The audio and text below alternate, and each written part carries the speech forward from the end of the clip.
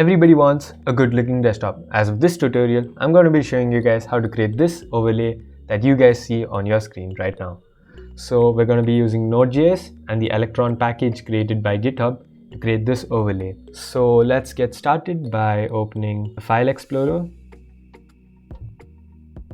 and then navigate to the path you wanted. And then let's just create a new folder. I'm going to name it overlay. You can name it anything you want and open it in your favorite editor. I'm using Visual Studio Code here because it has an integrated terminal. If you don't have an integrated terminal with your editor, you can just use your CMD window. And let's first initialize a new project by typing npm init and -y for saying yes for everything. And then let's install the Electron package. So npm install Electron and then -- save.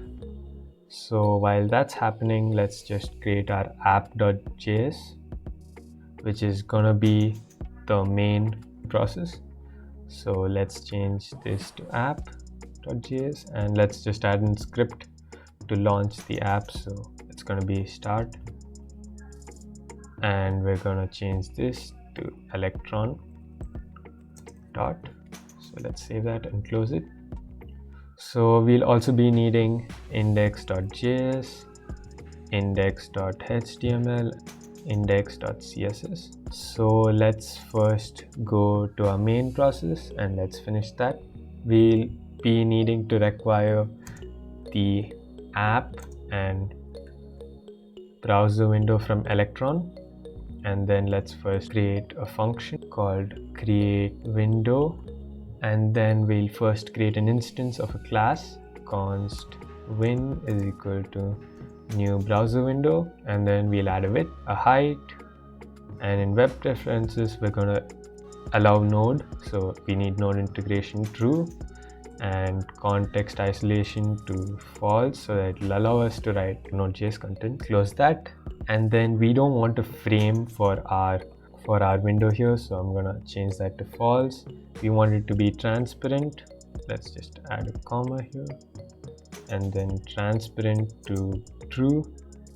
We want it to skip the taskbar so that it's not seen over here as an app, and then we don't want it to be minimizable, so let's change that to false.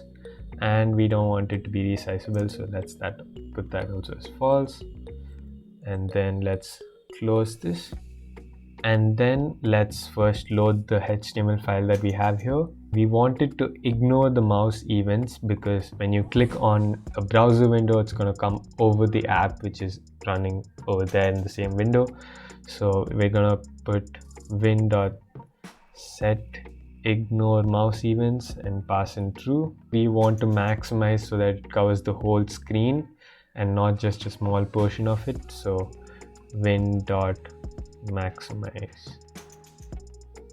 So then we need to call the function. So for that, we're gonna listen for app.whenReady, and then we're gonna add a .10, and then we'll just create an anonymous function. And then we'll call the create window, and when the app is closed, so app.on window all closed, and we'll just make it close or quit the app. So then let's go to our index.html and let's just link the CSS and JS. So link CSS to index.css, and let's add a script source./index.js, and I'll just add hello, and let's run npm start in the terminal, and it should show a window with hello over here. Okay, so that's not happening, so we'll just add app.onActive create window so that it creates the window when it's activated. So let's just stop it and restart it. and as you can see here, we have a window and it's maximized right now, and you can find out that I'm doing the Windows actions and it's going behind it, so it's ignoring the mouse events. So now let's get started with our overlay clock which we want. So let's remove that. So let's first start with our CSS. So let's go to the index.css, and I'm using Google Fonts for this font that you see here right now. I'll paste the link or the code in the description, you can check it out. And if you want any other, you can get it on Google Fonts, which is fonts.google.com. So let's first add an style for all the elements. So we want no outline, and we want the color of every single text tag to be white, so #FFF, and font family, we're gonna set it to this, so it's and cursive. Then we'll add styling for the body and HTML. So we want width to be 100%, height to be 100%, padding 0 pixels, margin 0 pixels, and then display flex, align item center, justify content center, flex direction column. And then we'll add .day for the day, and then we'll add the font size to 75 pixels, margin to 10 pixels, font weight lighter. And for the rest, p tags or paragraph tags, we want margin to be 2 pixels and font size to be 20 pixels. So let's go to our index.html here, and let's add the paragraph tags that we want here. So we need the ID to be day and class to be day. Let's make this small d, and then add another paragraph for date with ID date, and then another paragraph with ID time. And then to align all these paragraphs to the top, I'm gonna be using a div with style of height with 550 pixels. You can figure out what the height is for your display. I'm using a 1080p display. So then let's get to the JavaScript part. So here we're gonna first be adding a few functions to the default date class. So I'm gonna be creating a variable called days, and then add the days in there, and then months with the months in there. And then we're gonna create a prototype function for the date class. So date.prototype.get month name is equal to function. And then so what we're doing here is we're adding a function. So when you call date.getMonth, we're going to be returning the months of this .getMonth, which is going to basically be returning the current month wherever you are. So we'll add that for date also. So for day, so get day name is equal to function, the same thing.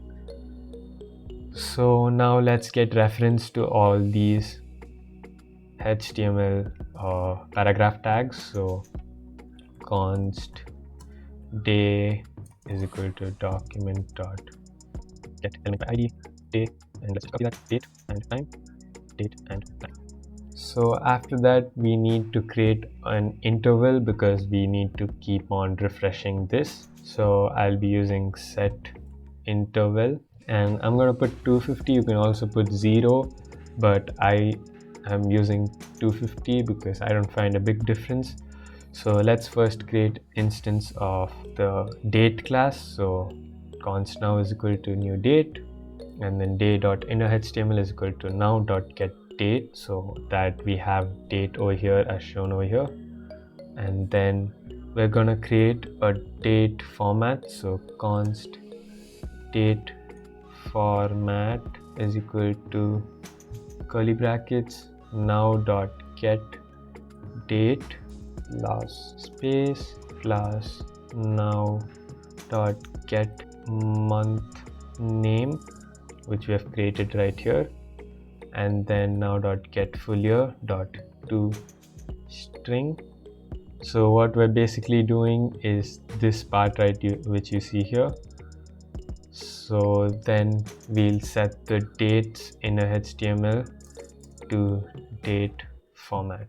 So the time is a complex part, so it actually depends on whether you're using 24 hours clock or not. I'm gonna be using a 12-hour clock. So let's write the code for time. So where hours is equal to now.get hours for 24-hour clock. But if you're using a 12-hour clock, please follow the following algorithm that I'm writing here.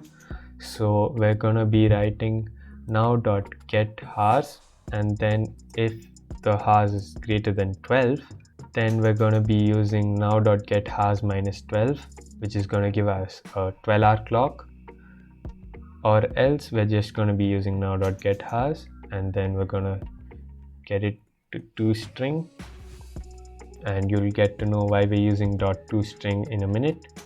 So now we're going to do hours equal to hours dot length is greater than 2 question mark 0 plus hours. Okay, so what I'm doing here is I'm checking whether it's a single digit or a double digit. If it's single digit, then I'm adding this 0 in front of it. If it's double digit, then I'm just gonna show it.